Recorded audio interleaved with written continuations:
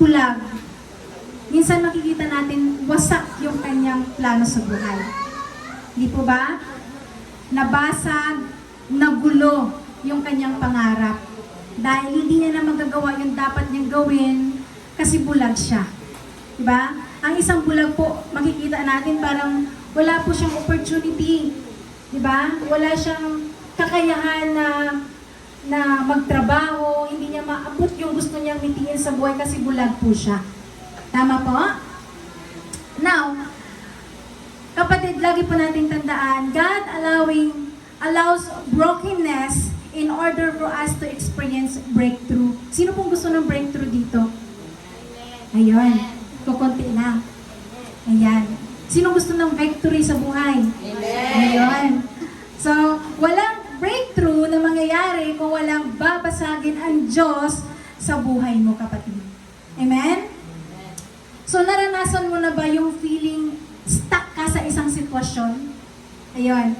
And tagal mo na sa sitwasyon na iyon for a long time, tapos parang hindi ka makakaahon.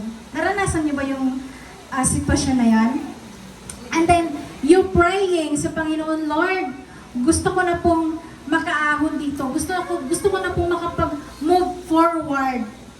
Kaya tulungan niyo po ako. Naranasan niyo po yung bagay na iyon. Lalo na pag sino dito yung na-broken hearted? Ang tagal maka-move on. Diba? Lagi nakakulong sa kwarto, umiiyak, namimiss yung jowa. Okay. Parang ako lang atang nakaranas ma-broken. Nakaranas mo ba yung iba? Wala. Hindi masyado. Okay. So alam niyo po ba mga kapatid, may isang Bible character na ang pangalan niya ay si Bartimaeus. Or sa Tagalog, si Bartimaeus. Sino nakarinig ng story ni Bartimaeus? Wala masyado? Okay. Si Bartimaeus po ang ating pag-aaralan sa umagang ito. At mababasa po natin yung Word of God sa New Testament, Book of Gospel, Mark, chapter 10, verse 46 to 52. So, babasahin po natin yung salita ng Panginoon. Ang sabi dito sa Mark chapter 10, verse 46 to 47, dumating si Jesus sa Jericho nang papaalis na siya kasama ang kanyang mga alagad at marami pang iba, may nadaanan silang isang bulag na nakaupo sa tabi ng daan at namamalimos. Siya ay si Bartimeo na anak ni Timeo. Nang marinig ng bulag na ang nagdaraan ay si Jesus na taga Nazaret, sumigaw siya na sumigaw, Jesus, anak ni David, mahabag po kayo sa akin. Pinagsabihan siya ng mga taong naruroon upang tumahimik. Ngunit lalo pa siyang nagsisigaw, anak ni David, mahabag po kayo sa akin. Tumigil si Jesus at sa kanyang sinabi, dalhin niyo siya rito. At tinawag na nila ang bulag. Lakasan mo ang iyong loob, tumayo ka, ipinapatawag ka ni Jesus. Sabi nila, inihagis niya ang kanyang balabal, paluksong tumayo at lumapit kay Jesus. Ano ang gusto mong gawin ko para sa iyo? Yan ang sabi ng Panginoon.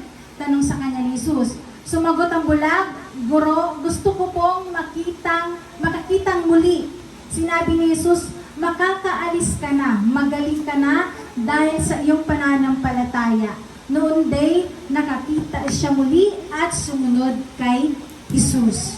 So, ang title po ng topic natin for this morning ay From Brokenness to Breakthrough. So, sino po yung gusto ng breakthrough? Taas nga po yung kamay natin kung gusto natin ng breakthrough. Ayun, hallelujah. Now, isa-isahin natin yung bawat verses na ito. In verse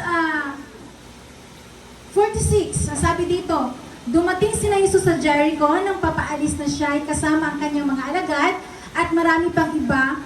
May nadaanan silang isang bulag na nakaupo sa tabi ng daan at namamanimos siyang si Bartimeo na anak ni Timeo. So, si Jesus po, kasama niya yung mga disciples niya nung panahon na ito. Nag-stop over po sila sa city. So, very significant po ang Jericho kasi bago po pumunta yung mga Israelita sa Jerusalem para doon mag-worship, tumitigil muna sila sa city. Ayan, sa city na ito. Yung city na ito, very prosperous po. Prosperous.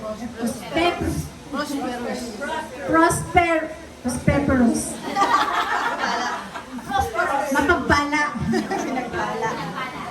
Pinagpala ang city na ito. Okay?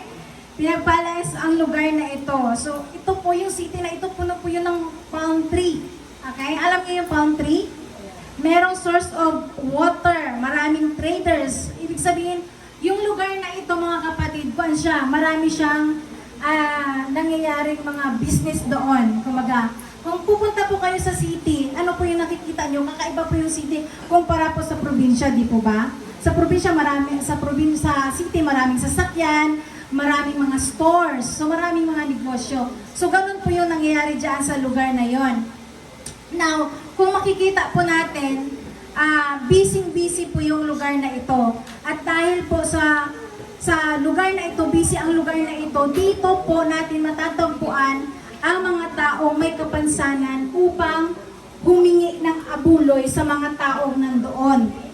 Diba? Kasi pag maraming tao, maraming abuloy na makukuha. So dito po natin makikita si Bartimaeus na namamalimos po siya. Now, kung makikita po natin, pagkatapos po magturo ng Panginoong Hesus sa Jericho, paalis na sana siya kasama ang kanyang mga alagad o yung kanyang mga disciples, and then hindi lang po ito, marami pong sumusunod sa kanya bukod po sa mga disciples niya. Ayun. So, nung time na ito, paalis na sila, nadaanan po nila si Bartimaeus or si Bartimeo na nakaupo po sa daan. So, sino nga ba si Bartimeo? Si Bartimeo ay he is a blind or bulag. So, kung makikita po natin, wala po siyang kakayahan na magtrabaho. Ibig sabihin, umaasa lang siya sa iba. Umaasa lang siya sa pera na tawag nito na nakukuha niya, na koleksyon niya sa kanyang pamamalibos. Ayun. And then, hindi po siya, meron kasing story sa Bible na may mga ibang bulag doon na bulag sila simula po nung pagkabata nila. Pero si Bartimaeus po ay hindi po siya bulag. Kasi po sabi sa Mark chapter 10 verse 51, kung nakikita niyo po yung red na yan, ang sabi niya, gusto ko pong makakitang muli. So ibig sabihin, nakakakita po si Bartimaeus dati. Okay? So kaya gusto niya makakita muli. Now, he is a blind or bulag. Sino pa si Bartimaeus? He is a beggar or pulube. So namumulubi lamang siya doon sa lugar na yon kasi wala siyang kakayang kumita ng salapi para sa kanya. So in short, wala siyang may pagmamalaki. Diba? Kasi isa siyang pulubi. And then, sign of Timaeus. Yan po yung English ng Timaeus. Pero mababasa po natin sa Tagalog, Timeo po siya. So yung name na Timaeus means honor, karangalan, isang tao na nabubuhay sa karangalan. Pero makikita niyo yung anak niya. Ano yung sitwasyon ng anak niya? Walang karangalan. Nakikita niyo po? Pero sa gitna ng napakadilim na sitwasyon, meron pong pag-asa at liwanag na darating kay Bartimaeus. In verse 47, ang sabi dito, nang marinig ng bulag na ang nagdaraan ay si Jesus na taga Nazaret, sumigaw siya ng sumigaw. Jesus, anak ni David, mahabag po kayo sa akin. So nanotice niyo mga kapatid, ang sabi ng Bible, nung narinig niya ni Bartimaeus na nandoon na si Jesus, ano po yung ginawa ni Bartimaeus? Sumigaw. Tinawag niya ng pasigaw ang Panginoon.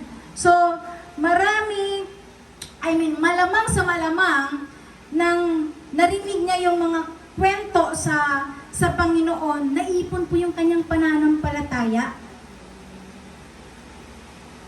Amen po? Amen. Naipon po yung kanyang pananampalataya sa kanyang puso. At nang dumating yung moment na si Jesus ay nandoon sa city of Jericho, sumigaw siya ng pinakamalakas na boses na pwede niyang ibigay para marinig siya at mapansin siya. Kasi po ang sabi sa Romans chapter 10:17, kaya't ang pananampalataya ay bunga ng pakikinig. Hindi naman po mananampalataya si Bartimeo sa Panginoong Hesus kung hindi po niya narinig ang kwento tungkol sa kanya.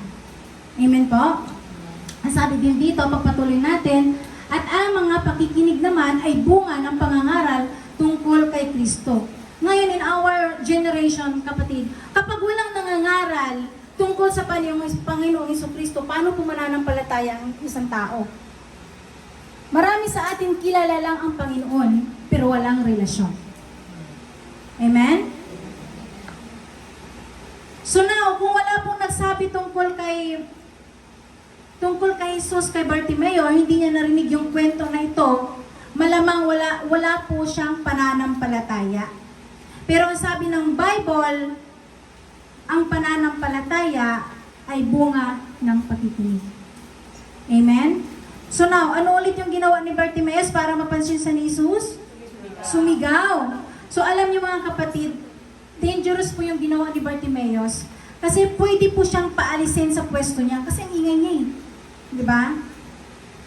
Hindi na siya, kung may malamang, hindi na siya papayagang mamalimos doon sa lugar na yon kasi maingay siya. Ang sabi pa niya sa kanyang declaration para mapansin siya ng mga tao, sabi niya dito, Jesus, anak ni David. Sabi niya ng ganyan. So dito makikita po natin yung declaration ni Bartimeus na anak ni David. Alam niyo mga kapatid, yung anak ni David, ang ibig sabihin po yan, messianic title po yan. Ano po yung messianic title? So sa hindi po nakakaalam, nangako po ang Diyos kay David, sa Old Testament po natin ito makikita, pinangako ng Diyos kay David na meron galing sa kanyang lahi ang maghahari, magpakailanman. At sino yung hari na yon? Walang iba kundi ang Panginoong Hesus. Amen? It was a prophecy na ang tagapagligtas ay magagaling sa lahi ni David. At yun yung katuparan sa pangako at walang iba kundi ang Panginoong Jesucristo. Amen? So dito sa sitwasyon ni Bartimeus, naniniwala siya that Jesus is the Messiah. Ang ibig po, ang pagkakaintindi po kasi nila pag narinig po natin yung pangalan, Jesus Christ, akala natin yung Jesus pangalan niya, yung Christ apelyido. May meaning po yan. Okay? May meaning yung Christ. Sa Greek word po, Messiah. Okay? Ang tawag dyan. So, ibig sabihin, siya yung prophecy sa Old Testament na magliligtas ng sanlibutan. Kaya nga kung sino maniniwala, tatanggapin ang Panginoong Jesucristo bilang kanilang Lord and Savior, maliligtas po ang tao. Amen? Lagi niyo pong tandaan na hindi po tayo maliligtas sa ating mabubuting gawa. Maliligtas lamang po tayo kapag tinanggap natin ang Panginoong Jesucristo sa buhay natin bilang ating Panginoon at tagapagligtas. Amen? Now, ang sabi dito sa Romans chapter 10 verse 13, dahil sinabi sa kasulatan, maliligtas ang lahat ng tumatawag sa Panginoon. Bakit tumatawag si Bartimeus? Kasi gusto niyang maligtas. Yes, ate, mapansin po. Totoo. Kasi gusto niyang maligtas sa blindness niya. Amen? Gusto niyang makakita. So kapatid, gusto din po ba natin maligtas? Amen? Ayun. So ang buhay po ni Bartimeus ay example sa ating lahat. If gusto nating maligtas, anong gagawin natin? Anong gagawin natin para maligtas? Tumawag tayo sa Panginoon. Panginoong Hesus. Okay? Kasi kung hindi, alam niyo kapatid, kapag hindi po ginawa ni Bartimeus na tawagin ang Panginoon, hindi siya mapansin, baka makaligtaan niya. Malagpasan niya yung pagkakataon na makakita siya at maligtas siya. Amen?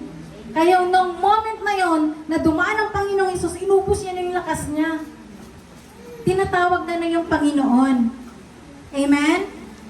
Now, in verse 48, ang sabi dito, pinagsabihan siya ng mga taong naroroon upang tumahimik.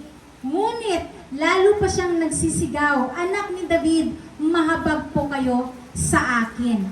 So, kung makikita po natin, may mga tao or may rebuke him.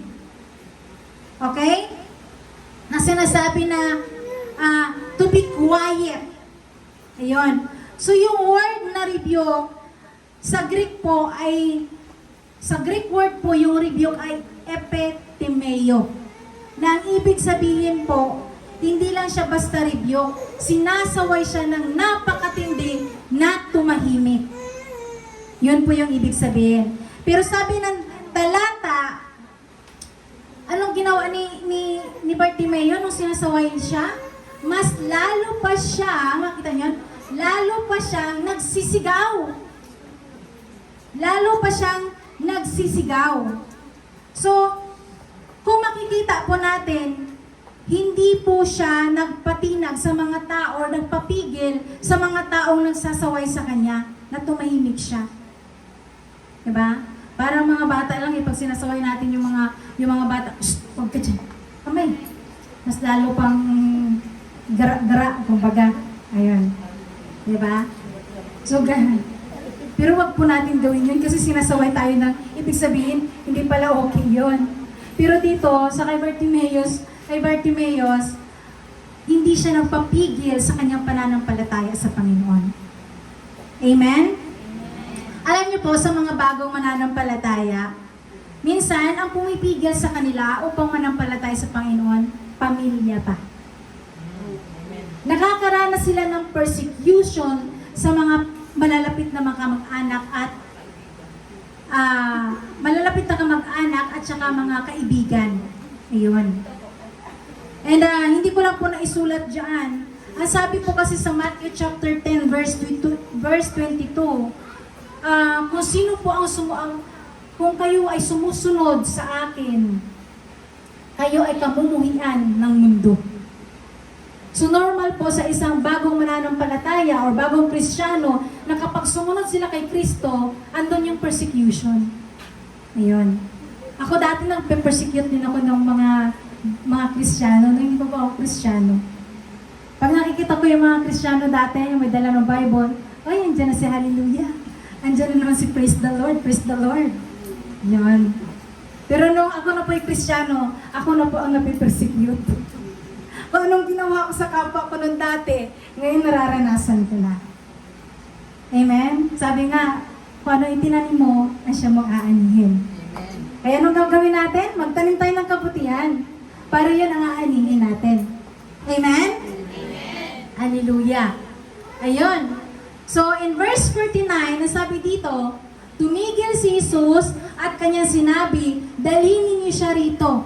At tinawag nga nila ang bulag, lakasan mo ang iyong loob, tumayo ka, ipinapatawag ka ni Jesus, sabi nila. Finally, pinansin siya ng Panginoon. Ayun. Tumigil ang Panginoong Jesus sa paglalakad at sinabing, dalhin niyo siya sa akin. Wow, ibang feeling yon, di ba? Imagine yung feeling na yon. Meron kang matagal na crush. Pinansin ka ng crush mo. Si ate tawa, smile. Relate to si ate. Pinansin ka ba ng crush mo? Ano yung unang reaksyon na ginagawa mo? Baka yung smile mo hanggang tenga. Di ba? Or di kaya minsan tatalon-talon ka pa. With kasama ng pikit-pikit. Ay. ako na naman ulit ang nakakaranas nito. Hindi ba ako normal? Sino nakaranas? Pinansin ng kanyang kaso, ay! May ganon. Si Pidong? Asa si Ibon? Kasi Angelique. Salamat na sa pagsama mo sa akin. Ayun. So yun yung, imagine that feeling. Dito kay Bartimeus, hindi niya crush yung nakapansin sa kanya, kundi ang Panginoong Jesucristo mismo. Amen? Ibang feeling yun, mga kapatid.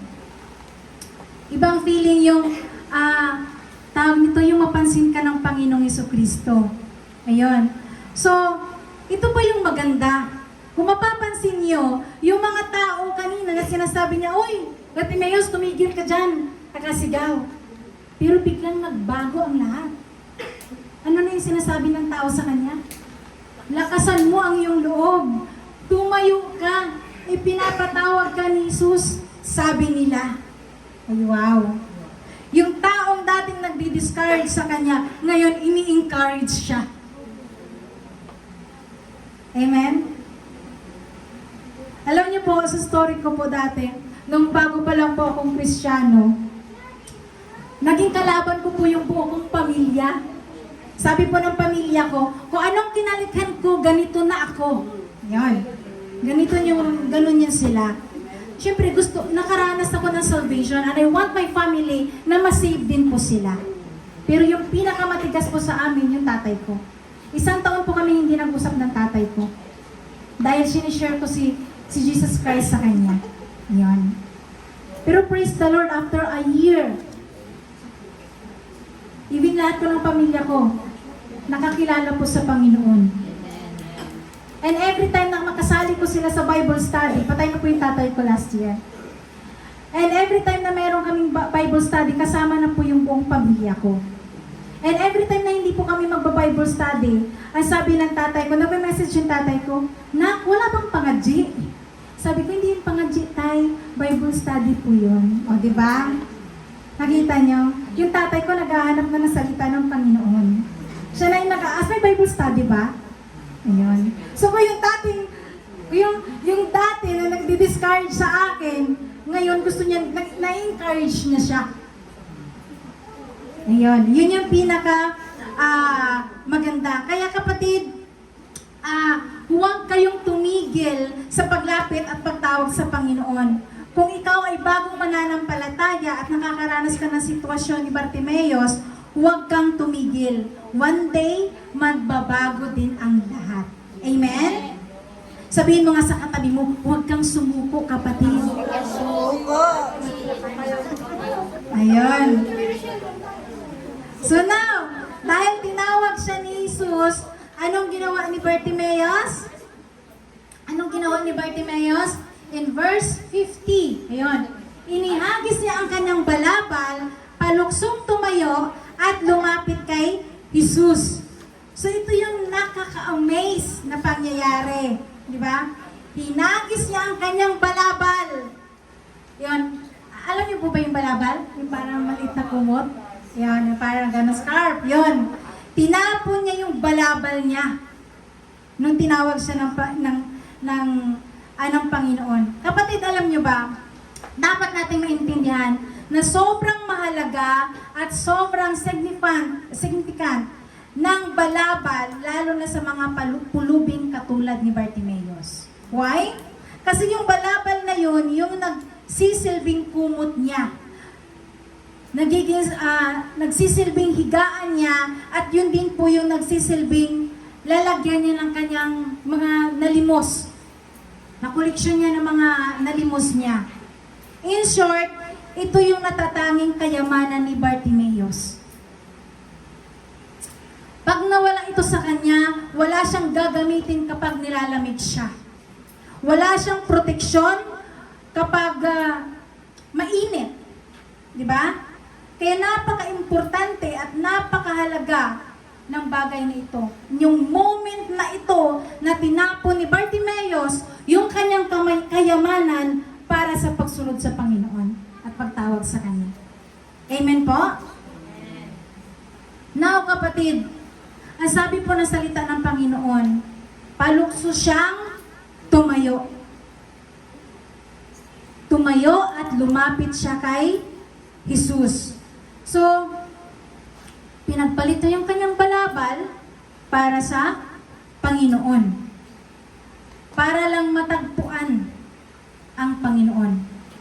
So, wala siyang pakialam sa sasabihin ng iba, basta ang para sa kanya, Panginoon, gusto kitang maranasan.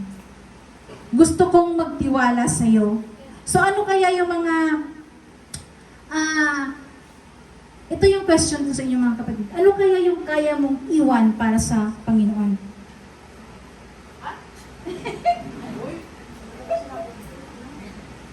Ulitin ko? Ano yung kaya mong iwan para sa Panginoon? Anong meron ka na mahalaga sa'yo? Kaya mo bang ipagpalit yan para sa Panginoon? Ang dami hindi sumagot. Ang dami ayaw bumitaw. Ayan. So, dito, naalala ko po yung story ng isang mayaman sa Bible. Actually, bago yung story na ito, na pinag-aralan natin, sa Mark chapter 10 din po natin mababasa. Same chapter, pero mababasa po natin siya sa verse 17 to 22. May isa po doong mayaman na gustong sumunod sa Panginoon. At tinanong niya ang Panginoon nang sabi niya, paano po ba sumunod sa inyo? Paano po ba maligtas? Kaya sabi ng Panginoon, huwag ka mangalunya, huwag ka magnakaw, marami. Sabi nung binatang iyon na mayaman, sabi niya, ginawa ko na iyon. Sabi ng Panginoon sa kanya, ipagbili mo ang kayamanan mo at ipamigay, tapos sumunod ka sa akin.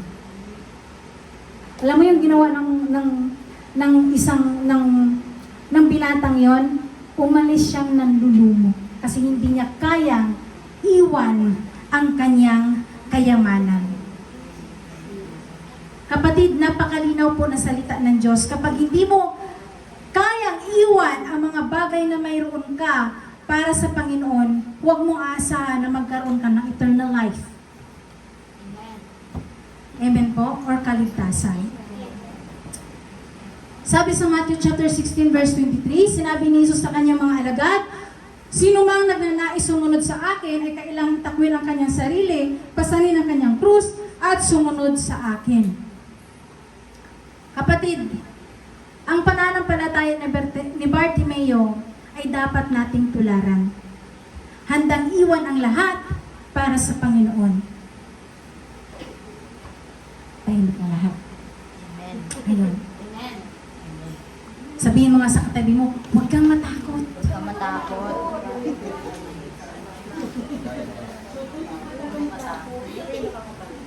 Okay, sa verse 51, nasabi sa verse 51, ano ang gusto mong gawin ko para sa iyo? Tanong sa kanya ni Jesus. Sumagot ang bulag, Guro, gusto ko pong makakitang muli. So sinabi ni Jesus sa kanya, ano ang gusto mong gawin ko para sa iyo? Grabe no? Yung tanong na yan, ano ang gusto mong gawin ko para sa iyo? Isipin mo, tanungin ka ng Panginoon sa ganun. What do you want me to do for you? Siguro iba sa atin sasabihin, Lord, gusto kong bigyan mo ko ng maraming pera. Sinoy? Or maybe iba sa atin, Lord, bigyan mo naman ako ng jowa. Sana all. Pero hindi naman ako nawawala ng pag-asa. Magkakaasawa pa rin ako. Ayan. Or maybe iba sa atin gusto na magkaanak pero hindi pa rin nabigyan. Diba? Pero kung mapapansin niyo po kay Bartimeus, si Bartimaeus po hindi humingi ng material na bagay. Amen? Ano yung hiningi niya? Gusto niyang muling makakita.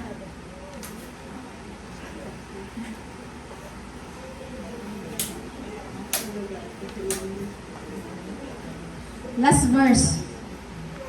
Mark chapter 10 verse 52. Sinabi ni Jesus, makakaalis ka na, magaling ka na dahil sa iyong pananampalataya. Noon day, nakakita siya muli at sumunod kay Jesus. Nakakasunod po ba sa akin ang lahat? Amen. Okay. So last verse. Ang sabi dito, during that moment, sinabi ni Jesus, magaling ka na dahil sa iyong pananampalataya. So makikita natin, na-receive agad, natanggap agad ni Bartimaeus yung kanyang pagpapala. Nakakita agad siya. So can you imagine, pagmulat ng iyong mata, yung una mong nasilayan ay ang tagapagligtas mo. Amen? Can you imagine, after ng buhay mo dito sa lupa, pagmulat ng iyong mata o ng isipan mo, nasa langit ka na. Siguro kung ako doon sa sitwasyon na yun, in that moment, pagmulat ng aking, karoon ako ng isipan na nandun ako sa langit, siguro hindi ko maiwasan na yakapin ng Panginoon. Di ba? Lahat ba gusto makapunta ng langit? Yes. Amen. Ayun. Hallelujah. Kaya sabihin mo nga sa katabi mo, manampalataya ka.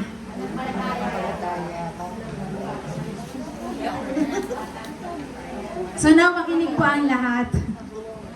Anong nangyayari kay Bartimaeus after niyang makakita? Ang sabi ng Bible, nung moment din na iyon, ang una niyang ginawa ay sumunod sa Panginoon. Minsan, ang karamihan po sa atin, after natin natanggap ang ating hinihiling or mga answered prayer, tumatalikod na ulit tayo sa Panginoon. And then, pag hindi na naman tayo okay, lalapit na naman tayo sa Panginoon. Diba? Parang ginagawa lang natin genie ang Diyos. Hihipuin mo lang siya kapag may kailangan ka. Pag okay ka, hindi kita kilala. Pero kapag hindi ako okay, Lord, nasaan ka na?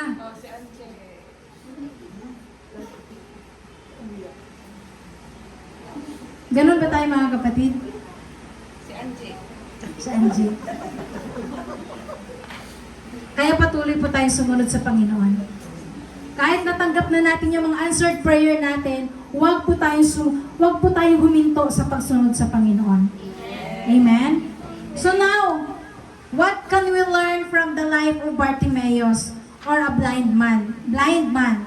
Paano niya na-experience ang breakthrough mula sa isang sitwasyon na matagal nang bumihag sa kanya? First, we must understand, learning from life of Bartimaeus. First, we must understand that breakthrough begins by admitting our brokenness.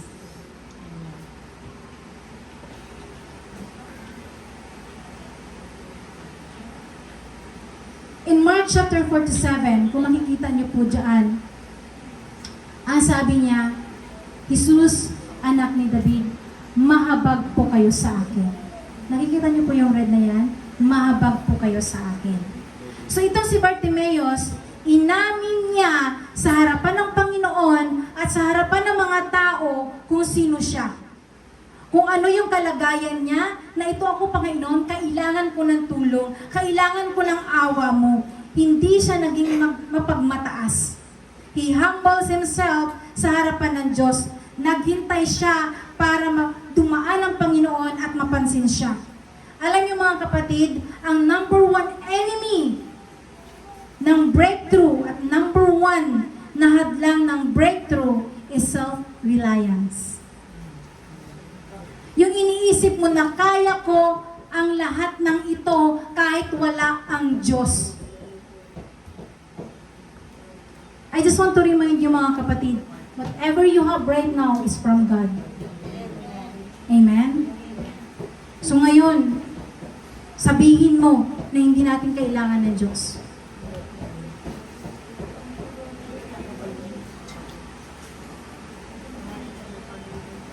Kapatid, lagi niyo pong tandaan, hindi po totoo na kaya mong mag-isa.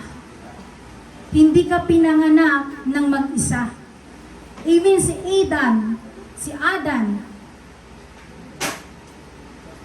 hindi siya nag-iisa.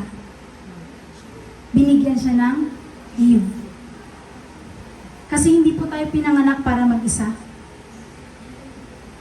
Kailangan po natin ng makakasama. Amen? So sa mga single dyan, huwag kayo mag-alala. One day si Lord, bibigyan din kayo ng makakasama. Ay, sino kayang single dito? Ayun. Nagkasala na. Okay, so listen for this. Hindi nagsisimula ang breakthrough sa lakas mo. Nagsisimula ang breakthrough sa pagpapakumbaba mo sa harapan ng Panginoon. Amen? Dahil ang Diyos ang kayang mag-alis sa'yo sa sitwasyon kung ano man meron ka right now. Amen? Ang Panginoon, minsan binabasag niya yung heart natin para maranasan natin yung breakthrough.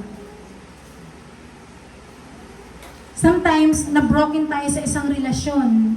Kailangan gawin din ng Panginoon para makita mo yung tunay mo na partner. Para makita mo yung tunay na para sa'yo. Amen? Kaya minsan na-broken hearted ka. Minsan durog yung puso mo. Kasi yung mga bagay na pinili mo ay hindi para sa'yo. May nakalaan pala ang Diyos na masigit pa dyan sa partner or sa ex mo, kumbaga. Ayun. And sabi sa Bible, all mighty men in the Bible are all broken people that they humble themselves before the Lord. So, kapatid, anong gagawin mo para maranasan mo yung breakthrough? Begins by admitting our brokenness. Admit that you need God. Admit that you are broken. Pangalawa, breakthrough comes when our faith in God is louder than our fears. Ulitin ko, breakthrough comes when our faith in God is louder than our fear. Kasi ang sabi sa salita ng Panginoon, in verse 48, pinagsabihan siya ng mga taong naroroon upang tumahimik, ngunit lalo pa siyang nagsisigaw. Anak ni David, mahabag po kayo sa akin. So kung maraming pumipigil sa kanya, maraming nagpapatahimik sa kanya, Bartimeos, tumigil ka na, tumahimik ka na. Maraming hadlang, pero hindi niya pinansin ang lahat ng mga iyon.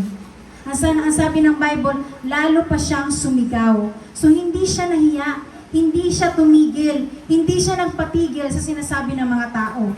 Anong ginawa niya? Nagtiwala siya lalo sa Panginoon. Anak ni David, mahabag po kayo sa akin. Di ba ngayon sa panahon natin ngayon, marami tayong alalahanin. Mataas yung presyo ng gas. Di ba? Mataas yung bilihin. May anak ako nag-aaral, hindi ko alam kung kakasya yung aking sweldo. Di ba?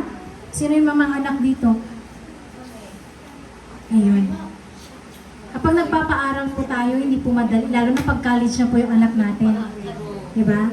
Except lang kung ang mga anak nyo elementary tapos nag-aaral sa private school, talagang mataas yung tuition fee nila. Diba? So minsan, hindi enough yung pera mo, meron kang alalahanin, paano ako makabayad ng tuition fee na anak ko?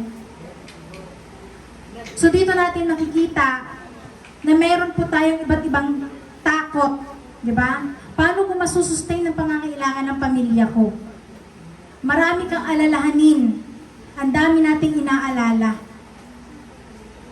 Iba sa atin, takot din sumunod sa Panginoong Jesucristo. Why? Kasi pag sumunod sila sa Panginoong Jesucristo, marami silang bibitawan. Minsan ng mga tao yung mindset nila, Pag sinabing Christian, ay boring dyan. Kung alam niyo po yung buhay namin, sobrang busy. Hindi po boring. Lagi pa po kaming tuyat. Hindi po busy ang buhay ng isang Kristiyano. Kapatid, dapat po nating makita. If you want to experience breakthrough, we have to make our faith in God louder than the fear na ating nararamdaman. Amen po? Salamat po sa ingay ng mga bata. Ibig sabihin, may new generation po tayo. Kaya dapat, pag merong maingay, umiiyak na bata, palakpakan po natin yan. Kasi ibig sabihin, may new generation. Amen? Hindi titigil. Kumbaga. Now, kapatid, huwag mong hayaan na maging bihag ka ng iyong takot. Huwag mong hayaan na maparalyze ka ng iyong takot.